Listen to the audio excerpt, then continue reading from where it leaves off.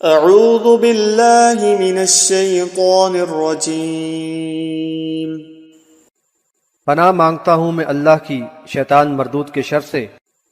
وَلِكُلٍّ وِجْهَةٌ هُوَ مُوَلِّيهَا فَاسْتَبِقُوا الْخَيْرَاتِ أَيْنَمَا تَكُونُوا يَأْتِ بِكُمُ اللَّهُ جَمِيعًا إِنَّ اللَّهَ عَلَى كُلِّ شَيْءٍ قَدِيرٌ۔ ہر ایک کے لیے ایک سمت ہے، جس طرف وہ رخ کرتا ہے تو تم نیکیوں کی طرف سبقت کرو۔ تم جہاں کہیں بھی ہوگے اللہ تم سب کو اکٹھا کر لائے گا، بے شک اللہ ہر چیز پر قادر ہے۔ حاشیہ نمبر 138۔ اللہ تعالیٰ نے مقصد امتحان کے تحت انسان کو دونوں راستے دکھائے اور فکر و عمل کی آزادی عطا کی۔ اس وجہ سے انسانوں میں اختلافات رونما ہوتے رہے، اور اس وقت جو مخالفین نے باطل پروپیگنڈے کا ایک طوفان اٹھا رکھا ہے وہ بلا جواز ہے۔ آخر اس سے پہلے بھی تو مذہبی اختلافات ہوتے رہے ہیں۔ اس طرح لوگوں نے تو اپنی اپنی پسند کے مطابق اپنے قبلے بنا لیے ہیں اور فکر و عمل کی راہیں اپنا لی ہیں، لیکن اصل معاملہ نیکی اور اللہ کی رضا اور خوشنودی کے حصول کی کوشش کرنے اور اس راستے میں آگے بڑھنے کا ہے۔ سو تم ان سے قبلے کے مسئلے میں بحث کرنے کی بجائے اصل مقصد پر توجہ مرکوز رکھو اور خیر کے کاموں میں سبقت کرو۔ وَمِنْ حَيْثُ خَرَجْتَ فَوَلِّ وَجْهَكَ شَطْرَ الْمَسْجِدِ الْحَرَامِ وَإِنَّهُ لَلْحَقُّ مِنْ رَبِّكَ وَمَا اللَّهُ بِغَافِلٍ عَمَّا تَعْمَلُونَ۔ اور تو جہاں سے نکلے اپنا رخ یعنی صلاۃ کے لیے مسجد حرام کی طرف پھیر لے، اور یہی تیرے رب کی طرف سے حق ہے، اور اللہ تمہارے کاموں سے بے خبر نہیں۔ وَمِنْ حَيْثُ خَرَجْتَ فَوَلِّ وَجْهَكَ شَطْرَ الْمَسْجِدِ الْحَرَامِ وَحَيْثُ مَا كُنْتُمْ فَوَلُّوا وُجُوهَكُمْ شَطْرَهُ لِئَلَّا يَكُونَ لِلنَّاسِ عَلَيْكُمْ حُجَّةٌ إِلَّا الَّذِينَ ظَلَمُوا مِنْهُمْ فَلَا تَخْشَوْهُمْ وَاخْشَوْنِي وَلِأُتِمَّ نِعْمَتِي عَلَيْكُمْ وَلَعَلَّكُمْ تَهْتَدُونَ۔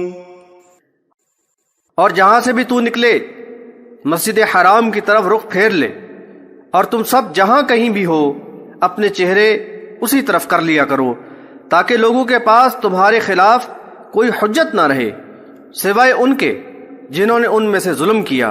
تو تم ان سے نہ ڈرنا اور مجھ ہی سے ڈرتے رہنا، تاکہ تم پر اپنی نعمت پوری کر دوں اور تم ہدایت پالو۔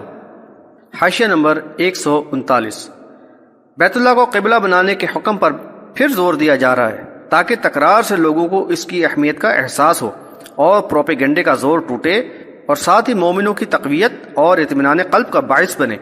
کعبۃ اللہ کو قبلہ بنانا اور اس پر پوری طرح عمل پیرا ہونا مخالفین پر حجت قائم کرنا ہے کہ یہی دین حق ہے۔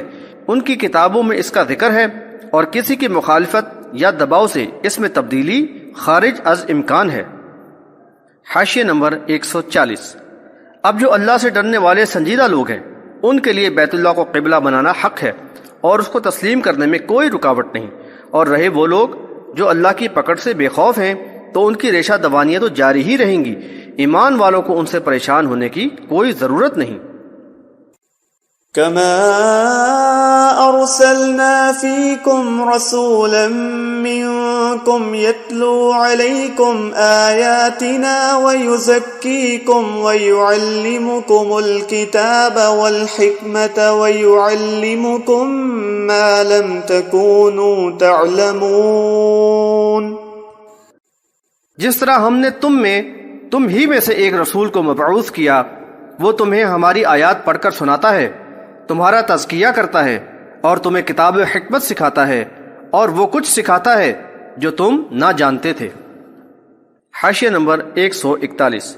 پچھلی آیت میں مومنوں کی ہدایت اور ان پہ اتمام نعمت کا ذکر کیا گیا تھا۔ اسی تسلسل میں ان کو بتایا جا رہا ہے کہ تمہاری قوم میں ایک شخص کو رسول بنا کر بھیجنا اور تمہاری ہدایت اور رہنمائی کا اہتمام کرنا اللہ تعالیٰ کی بیش بہا نعمت ہے، اس میں تمہارے لیے حقیقی کامیابی و کامرانی کا حیات آفری پیغام ہے۔ وہ تمہارے سامنے کتاب اللہ کی آیات کی تلاوت کرتا ہے، اس کے ذریعے تمہاری تربیت اور تعمیر سیرت کے لیے تمہیں زرعی اور عقل و دانش سے بھرپور اصول سکھاتا ہے، تمہارے قلب و ذہن سے جہالت و گمراہی کا زنگ دور کر کے ان کو ہدایت اور حکمت کی باتوں سے معمور و منور کرتا ہے۔ فاذکرونی اذکرکم واشکروا لی ولا تکفرون۔ اب تم مجھے یاد کرو، میں تمہیں یاد رکھوں گا، میری شکر گزاری کرو اور ناشکری نہ کرو۔ حاشیہ نمبر 142۔ اللہ تعالیٰ کی اس عظیم نعمت و نوازش کا جس قدر بھی شکر ادا کیا جائے کم ہے۔ چنانچہ اہل ایمان کو بتایا جا رہا ہے کہ اس فلاح و خیر کے راہ پر جمے رہنے اور اس کی نظر عنایت کو اپنی طرح متوجہ رکھنے کے لیے ضروری ہے کہ تم اس کو یاد رکھو، شکر گزاری کی روش پر قائم رہو اور ناشکری کا رویہ اختیار نہ کرو۔ تم اسے یاد رکھو گے تو وہ تمہیں یاد رکھے گا، اس کی رحمت اور خیر و برکت تمہارے ساتھ ہوگی، بلکہ اس کی نعمتوں میں اور بھی اضافہ ہوتا رہے گا۔ بحوالہ سورہ ابراہیم آیت نمبر 7۔ زبان سے اپنی رب کی عظمت و کبریائی اور حمد و ثنا کرنا، اس کی ذات و صفات، حقوق و اختیارات میں کسی کو شریک نہ مانتے ہوئے خوشحالی اور تنگی میں اس کی نافرمانی سے اپنے آپ کو بچانا اور مالک کے پسندیدہ دین کے قیام کے لیے سعی و جہد میں مشغول رہنا ہی اللہ کی یاد اور شکر گزاری کا تقاضا ہے، اور اس کے برعکس ان امور میں غفلت و بے اعتنائی اور دنیا کی طرف جھکاؤ، آپس میں اختلافات، کفر و شرک کی طرف میلان و رجحان، دراصل اللہ اور یوم آخرت سے غفلت، ناشکری اور کفران نعمت کا انداز ہے، اور یہ اللہ کے قہر و غضب کو دعوت دینے کے مترادف ہے۔